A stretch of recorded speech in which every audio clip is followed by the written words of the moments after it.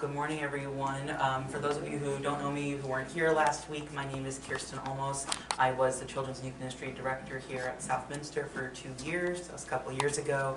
I now work as a chaplain at Mary Children's Hospital, and I'm a candidate in the PCUSA ordination process, meaning I'm in the second major phase. And this part of my career is right now working on my Master of Divinity. And this class is a part of me earning that, so thank you to all of you for letting me come back and helping me earn my MDiv. Before we go any further, I want to open us in a time of prayer. Eternal and gracious God, we thank you that we have the opportunity to gather here and to learn about your word. We ask that you bring these ancient words to life for us this day, and that you inspire and startle us and connect us to our ancestors who you spoke to so long ago. We pray all this in your great and holy name. Amen. Now, I did make a handout for this week to kind of help with that, so if you haven't gotten that yet, I believe they're up here. Just first thing I'm going to do is review a little bit of last week, because I know it's summer and things are going on and not everyone can come every week.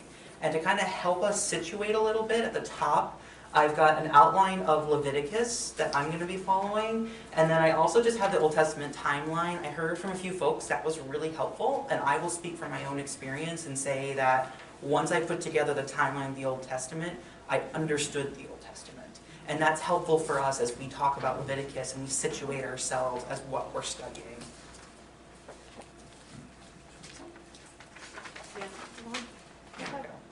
Okay, so first off, I want to review just from last week why we should study Leviticus, because a lot of people looked at me like I was really weird when I said I want to do this.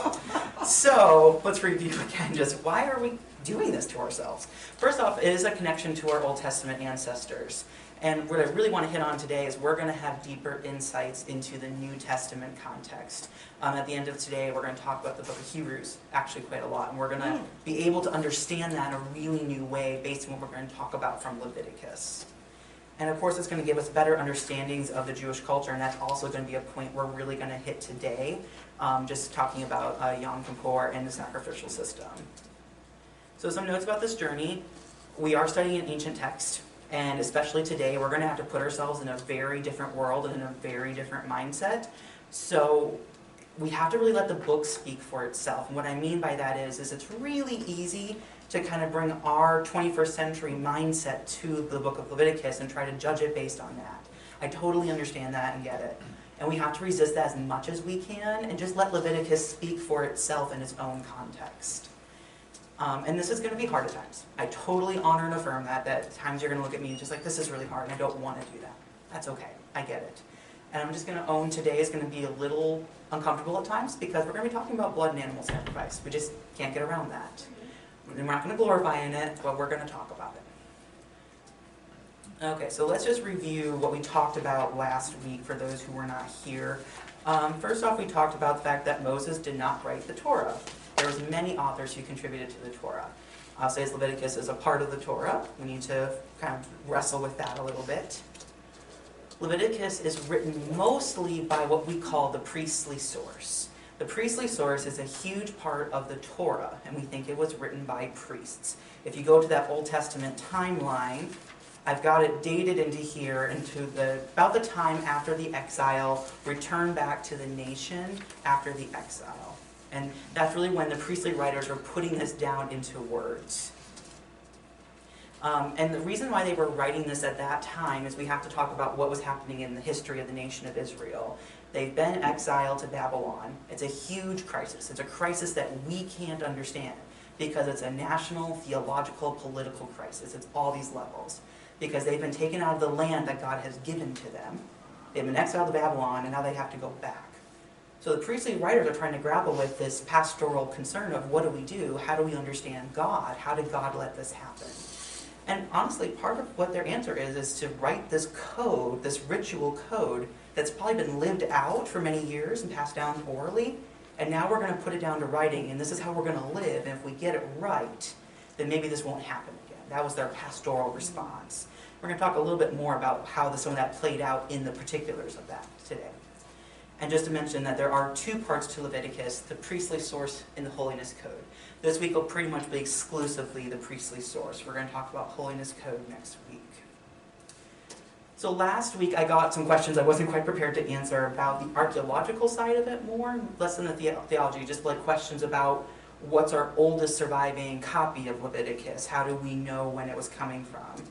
So our oldest copy comes from the Dead Sea Scrolls, and the dating on that really ranges. I love it when scholars can say plus or minus 200 years. Like, I wish I could say that in some of my work. But really, we have a lot of different dating, because when they're dating these documents, it is partially carbon-14 dating. It's also partially dating by the style of writing used. And so there's a little variance depending on which one you're going by. But we do have a pretty complete copy of Leviticus from the Dead Sea Scrolls. In fact, the only book of the Old Testament we don't find at the Dead Sea Scrolls is Esther.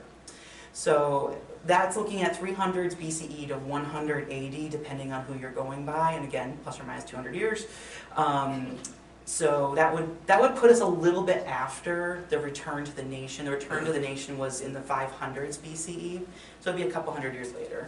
And I think this is the oldest we have of Leviticus. We have one older piece of evidence for something from the Torah, but it's not Leviticus. So now we're going to transition to what we're talking about today, which is going to be the sacrificial system. This is the first 7 chapters of Leviticus, and the priestly writer, this is all priestly at this point, I love that one of the people I was reading described him as dry and formulaic, and that totally nails the sacrificial system. It is dry and formulaic. If any of you did the reading of 1 through 7 this week and you made it through, I'm so proud of you, because I did that again and I was like, oh man, this is hard. So first off, we're going to talk about just the 5 offerings that the book of Leviticus talks about in the sacrificial system. The first one being the burnt offering. So the process for the burnt offering. An animal is brought for sacrifice. Depends what kind of animal. The offerer, person bringing the animal, does this hand leaning right. And what I mean by that is they put their hand on the animal. And that's this kind of transfer, this substitution. They're putting it on their sin on this animal. Then they, the offerer, slaughter the animal. From that slaughter, they give blood to the priest, and the priest takes it and they put it on the altar. Now after that, it goes back to the offerer, who skins and cuts the animal. Then the priest burn the animal entirely. So, okay, why are we doing this? The purpose of this particular sacrifice is a little unclear. Scripture doesn't name much of a clear reason for this one. What we think is it could have maybe been an earlier version of some of the other sacrifices we're going to talk about. And the interesting thing about this one is it's not mandatory. What I mean by that is it would not have been a time where it was like absolutely expected in your life you were going to do a burnt offering. That not mandatory part will make a little more sense when we get to some other sacrifices that are considered mandatory. So the next one that presents in Leviticus, this is Leviticus 2, is the grain or the cereal offering. And I just like calling it cereal because I imagine then we're giving God Cheerios, and that makes me really happy. So the process for this one is similar and different. So instead of obviously bringing an animal, you bring grain, you bring cereal. So the grain is brought with incense to the priests. Now a portion with incense is burned on the altar. The rest is like baked, and the priests eat it. So now for its purpose, this is very similar to the burnt offering, but what it really is an option for people who couldn't afford animals. Really the burnt offering is saying you should bring like a 4-legged animal, like a goat or a ram or a bull or something like that. That's quite expensive in this time, and still is today, to be honest with you. Now the burnt offering gives options then of like you can bring birds instead, but even for some people that's still too much money, particularly because this one is also not mandatory. But people may still want to participate in these sacrifices and in this worship. So then to have this option of grain was better. It would allow more people to participate. The other thing about this is even incense for some people would be too expensive. So in Leviticus 2 towards the end, it gives the option for those who can't even purchase incense can still do this sacrifice with just grain. Okay. Next one is the well-being offering, which you're going to also see in some Bibles called the fellowship or possibly even Thanksgiving offering. Process is very similar to the burnt offering. It really differs in its purpose, why you're doing it. There's 3 main reasons you might be doing it, which is just free will. You just want to give an offering to God and you decide this is what I shall do and you do it. It can also be votive, meaning like you make a vow and because you've like made a vow with God of doing something, this is how you repay God, is to bring a well-being offering. Or the more common is to do a Thanksgiving offering. So like I said earlier, meat was very rare, so to give a whole animal would be quite a lot. A family likely couldn't afford it on their own, so the whole household or clan may come together to give a Thanksgiving offering. And joyous celebrations would have really been marked by these offerings. This is also not mandatory. It's very interesting to me that Leviticus starts off with the 3 sacrifices that are not mandatory, but here are ways you can worship God. Because then it's going to move into 2 very important sacrifices. The first one is the purification offering. You're going to see this a lot of times in Bibles called the sin offering, but a lot of the scholars I've worked with will say that purification is a better interpretation, and particularly when we understand the process and purpose, to me it makes a lot more sense to call this the purification offering. And we're going to notice some similarities between this and the burnt offering. And that's where I said the burnt offering might have been a predecessor to this. So you bring an animal for sacrifice. The offerer does this hand-leading rite again. They put their hand on the animal, and this is really a time where they're saying that their sins or whatever they're sacrificing for is going to this animal. Offerer slaughters the animal.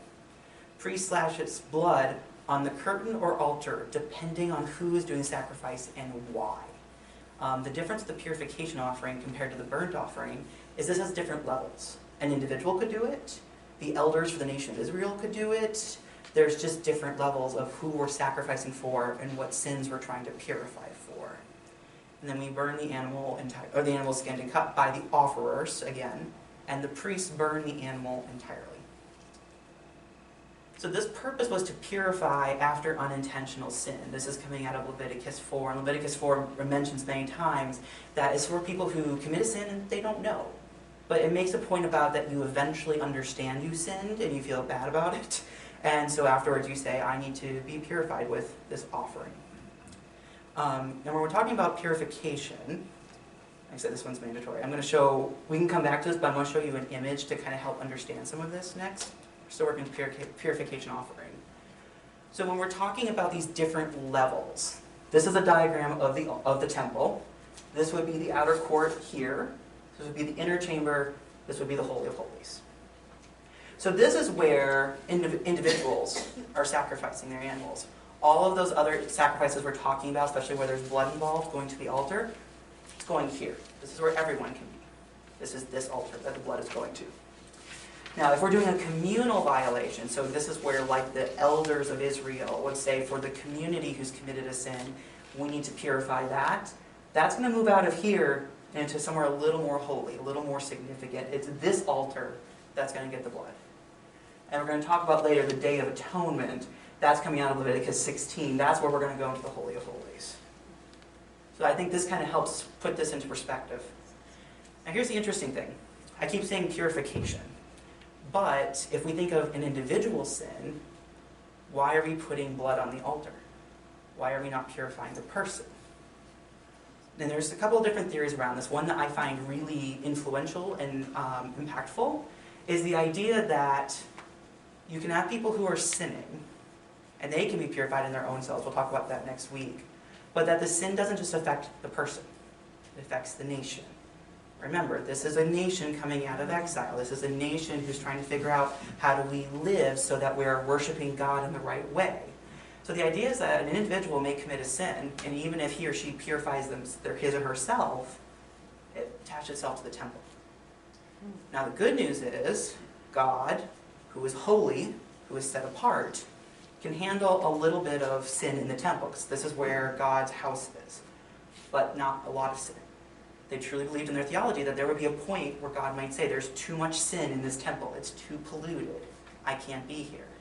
So then to put the blood on the altar would purify the temple and make it more holy for a holy God. Anyone want me to go back to their slide with the info, or is okay? Okay. The last offering is connected to the purification offering. There's a lot of similarities. There's one extra component, though, and that's that it contains reparation of 20% for what has happened. This is also just sometimes called the guilt offering in English translations, because it talks a lot about guilt. to make sense of this 20%, I'm just going to read directly from Leviticus.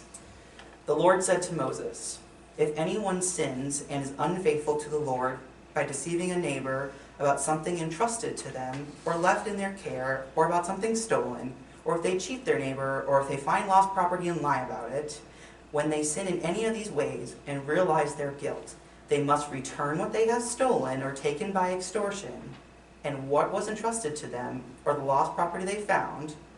They must make restitution in full, add a fifth of the value to it, and give it all to the owner on the day they present their guilt offering." So there is this part here that this is going one step further. This is restituting for what you have done, making reparations. So obviously the purpose is kind of clear. You make reparations for guilt. One particular scholar argues there's something else happening here. So Leviticus has made this really clear point, particularly with the purification offering. This is unintentional sin. And I really like that assumption that we just sin because we don't know better. But come on, we all know better, right? We know that sin happens. We know people intentionally do things they ought not to do. So what one author argues is the purpose of this offering, because otherwise we would just stick with purification, is that because it recognizes the reparation and recognizes the guilt, I'm changing that intentional sin into an unintentional sin. Once it has become unintentional sin, I can go back to the purification offering, and the purification offering can take care of everything. That's one theory, but it's pretty influential in the academic world, and I personally find that to make a lot of sense. Because again, otherwise it kind of seems like this is repetitive, and I don't quite understand why it would be.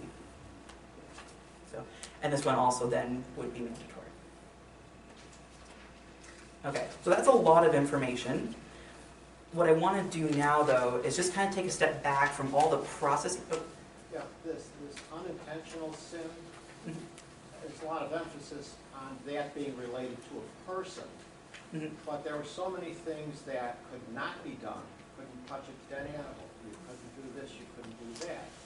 And that could have happened inadvertently, having nothing to do with a person committing an act of volition, okay, and not knowing it was wrong.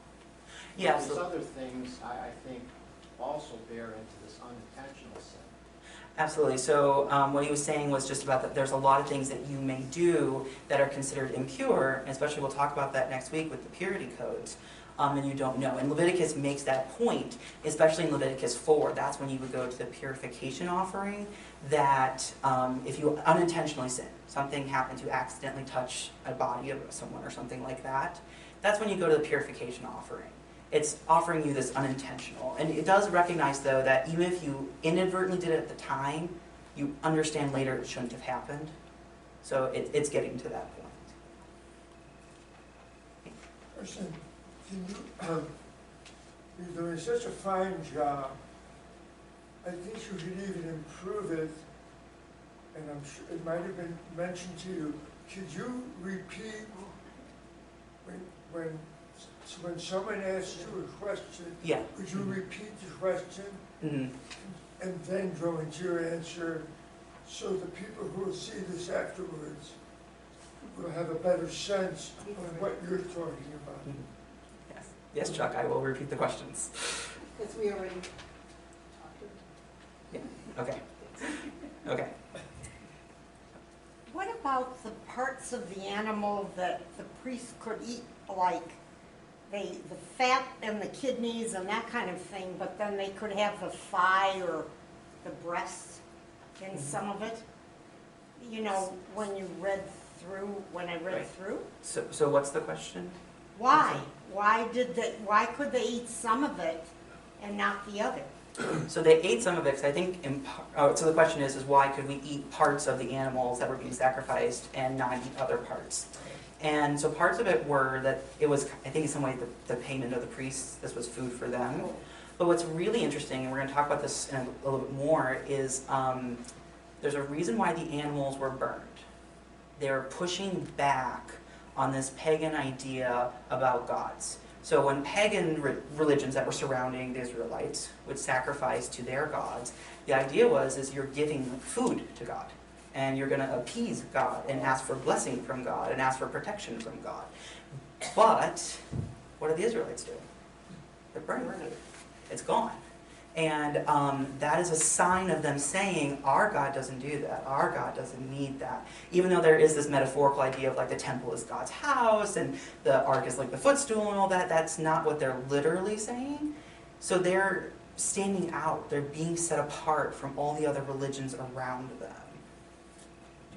Yeah, I was going to say that, and my understanding was that certain parts of the body were more sacred, and therefore they could not be eaten by a priest. I mean, because all the eating, obviously, is because God is a spirit. He doesn't consume anything that's burnt as a sacrifice. So it's the incense that's important. But there are certain parts of the body, like the kidneys and certain parts of the lower elements of the body, which are more highly respected as being a sacred portion of the animal than certain other parts. And that's why some of the ashes often were carried outside of the camp, because they would not be left within the tabernacle area itself. Yeah, so Gary's talking about that there's some parts of the animals that were considered more sacred than other parts and more holy than other parts, which is why they could be eaten. And that's one of the theories behind it, because that's one of the things that, like, this is where we're dealing with an ancient code, and there's something behind it, there's a reason they did it, and we're kind of guessing at it. And that is one of the theories, that these parts were more sacred, these parts were not. And then Leviticus, we get into all these crazy rules of, you can eat this part, you can't eat this part. This animal's clean, this animal's not. Some of it, we're just guessing. We don't quite know what the mentality was. And what about the gender of the animal? The gender of the animal, some had to be males. And the best of the, and then you could use females for other animals. Mm-hmm. So the question's about, well, why the gender differences? I can't give you an answer for a lot of gender differences. This is, again, we're just going back to, we're dealing with a misogynistic society. I will say that Leviticus actually in some ways has more feminism than you might expect. Or maybe not feminism, but more regard for women than I would expect, and more equality. But yeah, there's just certain that. I will say the best of is kind of going back to a theology of offering. Why would you give God anything less than the best? And of course that's in the Old Testament, other parts as well. Like, don't give God the last 10% you have. Don't give God the worst of what you have. Give God the first 10%. Give God the best of. So that's going back to that theology.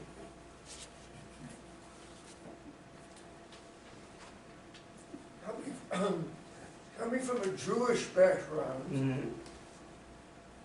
we're talking about Palestine and that area of,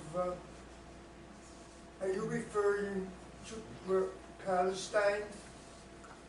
I'm talking about Israel. I'm talking about Israel, Palestine. Yeah. So we're referring to Jewish people? Oh yeah, Leviticus is where the Jewish identity has developed. That's the point I'm trying to get at. You're talking in terms of priestly. Mm-hmm. I wasn't even aware that that word would be mentioned. I would think it would be rabbinical rabbis, No, that was priest. but I'm not sure. I'm asking the question. So Chuck's asking about rabbi versus priest. Now, I'm going to speak a little bit with some lack of certainty, but I think what the difference would be is I understand rabbi to be more of a teaching role, and in the priest, particularly, they're coming out of the tribe of the Levites. That's why we get Leviticus. And especially if you read Leviticus 8 through 10, that's the establishment of the priesthood. That's Moses and consecrating Aaron and Aaron's family to be the priests. And I understand them having a very particular function. They are the ones who are caring for the temple. They're in charge of the sacrifices. And I would imagine that'd be very different from rabbis who are going to be more in the community, teaching, having a little bit broader purpose. I would imagine there's probably some overlap. That's true of pastors today that, we lead worship, we also teach. But the priests, I think, have a very clear vocation, and the language is so clear in Leviticus, and particularly of the priestly writer, that this is a very particular group we're talking about. Thank you. Yeah. They had these laws before, right? It was just later they were written down, is that it? Because, the temple was built way before this. Yeah. Well, and so that also, so the question is were the laws around before this? Absolutely. This is more of like a codifying of the laws. Because there's something I said last week several times is significance takes time to develop. So the significance of these laws and of this way of life, like it's interesting that we might jump to call it laws, and it's really more of this is how we're going to live, takes time to develop. And particularly... I guess in exile, they didn't have the temple, so they couldn't be doing these sacrifices and for that many years. No, in exile they didn't have the temple, and again, in exile this question is raised of, well, gosh, is God with us? Does God care about us? Was God not powerful enough to stop the Babylonians from destroying the temple and kicking us out of our home? Will God come back to us? Like, this is a pastoral, national, political, theological crisis. And this is one response, is to, like, we're going to get back and we're going to do these things. Some scholars interpret the priestly writer as preserving identity by saying, this is how we worshipped. We're going to get back. We're going to do this again. And we're going to write it down to kind of remind ourselves and root ourselves in who we are, the chosen people of God. And this is how we live. This is how we live differently than these religions around us. So that was kind of some of that purpose behind it. As always, thank you so much for this thoughtful questions as we dig into this. So what I want to do right now is dig into a little bit of the spirituality of sacrifice, because this is such a bizarre way for us to think of worshiping God, right? I mean, you could never imagine us bringing an animal into the sanctuary and sacrificing it to God. So what is this reality behind it? Not in this priestly mindset, but as laity. So first off, there's really vivid imagery behind this lived experience. One of the scholars I read talked about, like, watching smoke rise up from this burned animal is like watching your prayers go up to God. It's, again, this very vivid experience of, you are doing this. You are the one involved with this animal or the grain. You are the one who's physically involved in this process. And even though, again, for us it's a little bit like gross and horrible and important, there's that physicality to it. And that's true for us today too, that worship is not purely in our heads, right? We just heard this really fun music today in worship. You should, hopefully you're somewhat moved by that. My joke always about this is, when I was a missionary in Tanzania, I learned I had hips and they move. Because in African worship, you're moving. You are actively worshiping God. And even though this is a different way of doing it, it is active worship of God. What's really important here is the participation of the people. Now, this is really interesting when you think about who this priestly writer is. It's a priest, or a bunch of priests. Their concern is for the priesthood. And yet, this system they're codifying is really the participation of the laity. The priest isn't killing the animal. The priest is doing the blood part, but that's it. And they're doing that on the altar. The person's bringing the animal. They're the ones who are killing it. They're the ones who are doing all the work behind it. And they're the ones who are laying the hand on the animal. So you really have this participation of the people actively in this system. It also really encourages this personal responsibility behind it. So this is a time of a theological shift. We're moving a little bit from this total collective communal into that there's communal. Like we talked about the fact that there's sacrifices for communal sin. There's also now, I have personal responsibility for the sins I commit. And that's getting back to the fact that I'm actively involved. This was kind of a newer understanding of sin coming into this time period. That it's not just the nation of Israel, it also can be me, but also still the nation of Israel. Like I was saying earlier, this type of spirituality, of this understanding of sacrifice, is making a statement about God. And like I said earlier, that the nation of Israel was saying, we worship a God who is different. They're very much a monotheistic society. They're very much saying there's one God. We worship only one God. That's making a statement against a lot of religions around them. And again, going back to that, this God is not the one who's going to come down and eat this food. We're going to burn it to make sure that people understand we don't think God's literally going to do this. So something else I said earlier about those other religions where they are trying to give food to their gods to appease, ask for blessing, protection, all of that. This goes back to the personal responsibility. Because these people are saying we're monotheistic, they're not just rejecting that there's other good gods. They're rejecting that there are bad gods. Because there was definitely an idea at this time, something bad happened to you and there wasn't an explanation. It's this evil spirit, evil God who's doing something to you.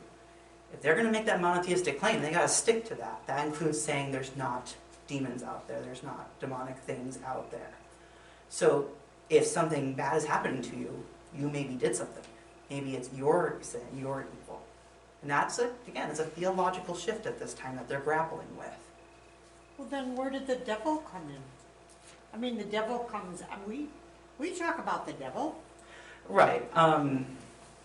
That's a much bigger question than I have time to answer right Okay. now. The question was about what the devil. And again, we're talking about different writers. Because you're going to talk to Christians today who are going to say to you, you know what, yeah, I know that there's the devil, I don't believe in it.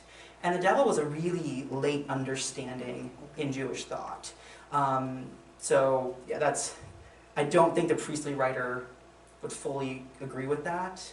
And I think that gets developed far more kind of outside of our canon and also in the later canon. Yeah. Okay, so what I just talked about, sacrificial system, was Leviticus 1 through 7.